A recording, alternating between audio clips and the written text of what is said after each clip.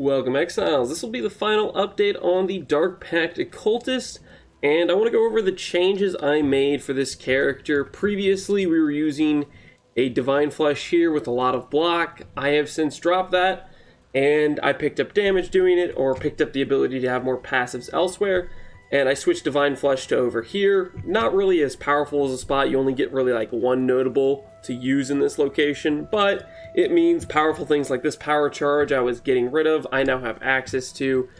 And with some of the passives we saved, because the tree got opened up a little bit more, not spending so many passives right here, I was able to afford to do some AoE clusters using Vast Power, Towering Threat, Assert Dominance, and Vast Power. Vast Power and Towering Threat's probably the best combination, but I still was trying to keep it a little bit cheaper, so I only did one Towering Threat and Vast Power, and then I did one Assert Dominance, one Vast Power. Between these, the basically 4 clusters I have here, while mapping, it's like 100% increased AoE. It really makes the Dark Pact feel a lot better, because you pop the Dark Pact, you move, you pop the Dark Pact, you move, and it hits a much bigger AoE on the screen. And not only did I did that, I also ended up swapping Malediction for Profane Bloom. Ultimately, this is strictly like a damage downgrade, but it just makes clearing feel a lot more satisfying. The popping sound of the Profane Bloom just gives you a little bit more satisfaction, and it makes the clear just quite a bit better. Ultimately, I'm not sure this was 100% the right play. I think for just general purpose of making the build more well-rounded it was, but we definitely lose out single target because we have to drop Assassin's Mark to do this, because there's not really an easy way for me to get an additional curse without either a lot of passive tree investment, which is going to hurt our damage even more, or getting basically some really nice gear like a +1 curse chest that's crafted really well. Stuff like that starts to get a little bit challenging to, I guess, fit that into the build, I would say. So I just went for dropping Malediction and being okay with we're not going to have Assassin's Mark. Part of the way I can be okay with that is I now have some Brittle Ground boots, so that way if I walk under the boss, they'll now have 5 base crit, makes up for some of the damage loss on Assassin's Mark. The other thing we did in terms of changing things, this is something I got from Nito, which was to use the Red Nightmare here, gives us about 10 attack block. Our attack block was kind of scuffed once we dropped these passives here. We lost 15 block. This gives us 10 attack block back, and thus when we proc our Rumi's Concoction, we get all the way to 71, 75. So our block ends up being pretty solid, and it was a large part in thanks to this. We lose a little bit of life, lose a little bit of damage, but I think it's worth it for just smoothing out the quality of life of having that extra block. So those are kind of the main changes we did to the character. Oh, and one last thing. A part of making Profane Bloom feel good is I felt like I needed to have Blasphemy and Despair, because from what I could tell, if I was just one-shotting the monsters, they wouldn't blow up from a Curse on Hit Despair, because I had gloves with Curse on Hit. It didn't really seem like that many monsters were blowing up, so it felt like I needed Blasphemy to already have the Curse on the enemies, to then blow them up and have the Profane Bloom explosions going us. To get this into the build, I had to drop Arctic Armor, which I swapped out for Withering Step. This just means when we're on a boss, we can pop a Withering Step and have a little bit of boost to our single target. Another thing we did is we added in Zealotry on a life tap Divine Blessing duration aura. I will say this, one thing about the Eternal Youth is it feels pretty good with the life tap auras. It's the same scenario where you have a build with really high regen where you can just pop it, you regen to full really quickly, and you get the full benefit. Having it on increased duration, making it last 20 seconds means this ends up feeling not too bad to just cast every now and then, and it's a nice little boost in damage. So those are pretty much the main changes we had here. I didn't really change too much gear-wise. I think this is pretty much the same gear, except for I got Avoid Poison on boots. I didn't know this was a thing, but because Avoid Poison on boots is a thing, I was actually able to cap my Poison Avoid. I got 20% here, I have 40% here, and then I have another 36 here. And I think I have one cluster that has like 15. So if you just get a little bit of Poison Avoid here, there, and a little bit different places, you end up getting to 100. That along with our Bleed immunity, and then our Flask for Ignite immunity. Now this feels pretty good, I would say, in terms of we don't really feel like there's too many lasting dots that stick on us.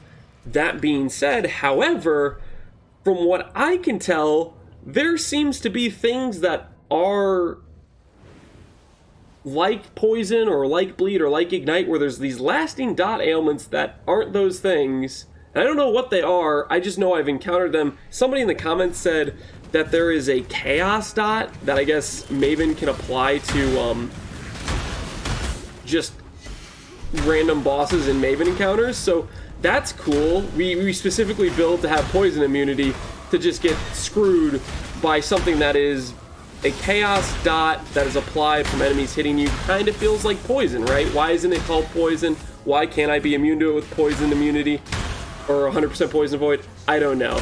There's stuff like that where I'm starting to see maybe there isn't all the dots. We can't counter all the dots that people can apply to you. There are still dots that exist. It would be one thing if it was just ground effects. Like, you can see the ground effect, you can dodge the ground effect, but it seems like there's some level of, I guess, dots that enemies can apply to us that we just can't do anything about. Or at least I don't know if there's some other form of ailment that I didn't even know existed that we can get immunity to. I don't really know. Stuff like that's a little bit frustrating, I would say. Looks like we got a possessed boss, so I should probably be a little bit careful. Alright, we're fine. And then we got a Redeemer. Ultimately, because of this, there ends up being a little bit of a feels bad in that scenario, where there's just random stuff where you feel like you're built for. Like, for example, I thought I built for poison, and then it still feels like I'm dying to something that is poison. I don't know what it is, but it feels like it's poison, right? So there's definitely some inherent frustrations there. Our single target's still pretty solid. We did definitely nerf it a little bit by dropping Malediction, but not that much. It's still really pretty solid, I would say. And then we're able to kill bosses just fine. All in all, I'd say this is a build that comes online for not too much gearing. It can get respectable damage, it's decent defenses, but it also carries the downside that I felt Ward Loop had, where it's tanky until it's not. There's just basically, if you run into content where there's just so much monsters, or they're really tanky monsters like Delirium, I would say, and Harvest Plots, I would say, things where there's just a lot of hits all coming at you, and the likelihood that you're going to be able to have a 2-second window to get your reservation back is just far smaller than just most general mapping and most bossing content.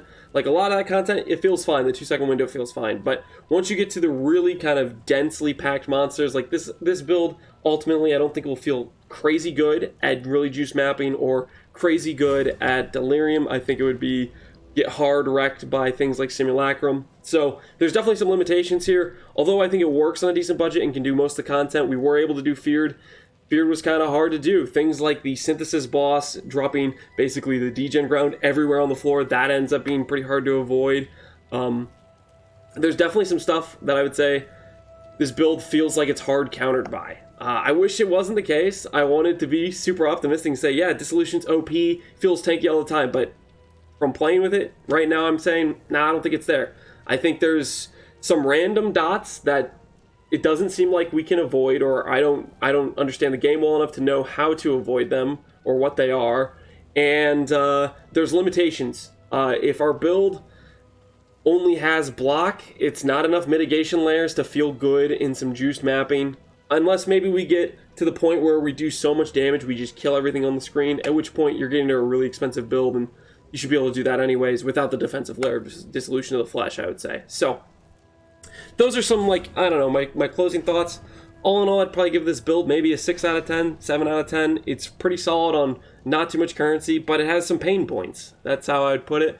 Then that's part of the reason I'm not going to end up doing like a written guide on this character or anything, because I only think it's just kind of okay. I'll probably do a little bit of a note section on some of my gear pieces, but mostly it comes down to this was just, thrift shop buying. It was just trying to get stuff that would be decent for the character, like just searching for gear that had life, cast speed, and some res, or searching for gear that had dex, cast speed, and life, stuff like that, crit multi, cast speed, life. Just was basically searching for rares for various slots, filling it in, and then grabbing some cheap uniques like Wrath Pith, like Void Battery.